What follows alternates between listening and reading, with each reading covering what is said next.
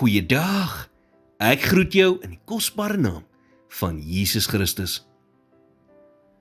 Baie mense volhard nie in gebed nie, omdat hulle voel dat daar nie iets gebeur nie. Maar met God gebeur daar altyd iets. Soms vra ons onsself af, wanneer gaan God in my omstandighede begin werk? Maar wat ons dikwels vergeet, is God is altyd besig om te werk. Wanneer dit by gebed kom, antwoord God of soos jy gehoop het hy sal antwoord, of hy verander jou hart deur jou gebed in lyn met sy wil te bring. Dit voel dalk vir jou asof niks gebeur nie, maar onthou, wanneer jy 'n saadjie plant, kom jy nie die volgende dag terug en verwag groen lote en blare nie. Beteken dit dan dat daar niks gebeur nie? Nee. Onder die grond vind daar noodsaaklike prosesse plaas waar jy niks kan sien nie. So moet nooit die fout maak om te dink dat omdat jy nie bewyse sien nie, dat daar niks gebeur nie.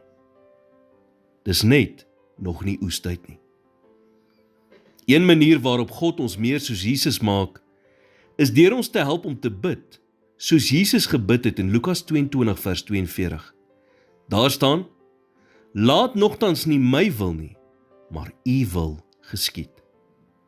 Dit beteken dat wanneer jou gebed ooreenstem met God se wil, is hy reeds besig om daaraan te werk. Al kan jy dit nie nou sien nie. En as jou gebed nie in ooreenstemming met sy wil is nie, werk hy daaraan om jou versoek te verander, deur jou hart te verander. Glo dit of nie, maar onbeantwoorde gebed kan soms net so 'n groot seën wees as beantwoorde gebed, wanneer dit ons weerhou om nie buite God se wil te beweeg nie. En wat is God se wil?